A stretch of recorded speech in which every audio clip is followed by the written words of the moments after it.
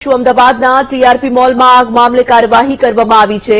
એએમસીએ મોલમાં થિયેટર અને હોસ્ટેલને સીલ કરી છે। PG girls hostel, game zone પણ સીલ કરવામાં આવ્યા। મંજૂરીના વિરુદ્ધમાં ઉપયોગ કરાતા એએમસી દ્વારા કાર્યવાહી કરવામાં આવી છે। તો અમદાવાદમાં થોડા દિવસ પહેલા ટીઆરપી મોલમાં ભીષણ આગ લાગી હતી અને જે રીતે આ આગનો મામલો સામે આવ્યો હતો ત્યારબાદ કાર્યવાહી હાથ ધરવામાં આવી।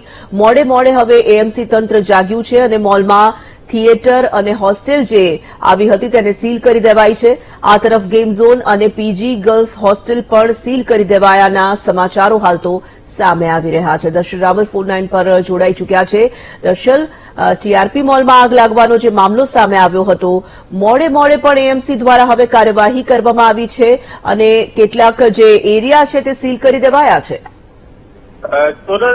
કહી શકાય છે કે પૂર આવે ને પછી પાર બાંધવી, આ કહેવત ફરી એકવાર કોર્પોરેશને અહીંયા શાસક કરી છે અને પોતાનો અહીંયા લૂલો બચાવ અહીંયા કોર્પોરેશન કરી રહ્યું હોય તે પ્રકારની ઘટના આ બોપલ ટીઆરપી મોલમાં જે આગ લાગી છે તેમાં જોવા મળી રહ્યું છે।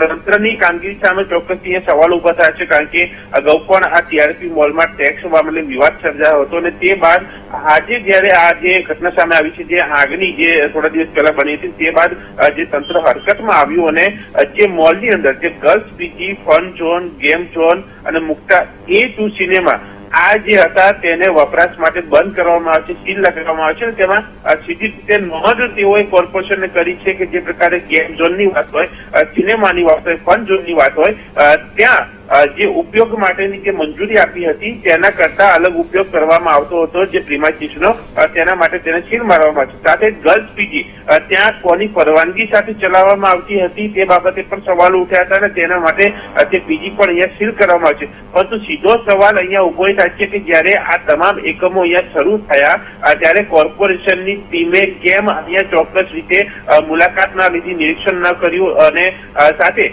પરવાનગીની જો બાબત હોય તો ત્યારે કેમ કોઈ પ્રક્રિયા ન કરવામાં આવી, એટલે કે શરૂઆતથી જ અહીંયા કોર્પોરેશનની પણ કામગીરી વિવાદમાં હોય તે લાગી રહ્યું છે અને હવે આ ઘટના બની છે તેમાં પોતાનો બચાવ કરવા અને કામગીરી બતાડવા માટે કોર્પોરેશને આ સીલ મારવાની પ્રક્રિયા કરી છે અને હવે જોવાનું એ રહેશે કે આ સીલની પ્રક્રિયા બાદ કોર્પોરેશન શું એક્શન લે છે, કારણ કે અમદાવાદમાં આ પ્રકારની ઘટનાઓ ન બને તેના માટે તંત્ર ચોક્કસથી હરકતમાં આવ્યું છે, પરંતુ આવા એકમો અનેક જગ્યા ઉપર ધમધમતા હશે, ત્યાં શું થશે તે મોટો પ્રશ્ન છે। એક જગ્યા ઉપર કામગીરી કરીને સાંત્વના તંત્ર હાલ માની રહ્યું છે, પરંતુ અન્ય જગ્યા ઉપર અમદાવાદ શહેરમાં શું પ્રક્રિયા કરવામાં આવશે તે જોવાનો વિષય છે અને તેના માટે તંત્ર એ શું ધ્યાન રાખવું પડશે તે પણ અહીંયા આગામી દિવસોમાં જોવા મળશે। પરંતુ હાલ આ વિવાદ માંથી એક મુક્તિ મેળવવા માટે તંત્ર આ પ્રકારની પ્રક્રિયા કરી રહ્યું છે। ધન્યવાદ દર્શક તમામ વિગતો માટે।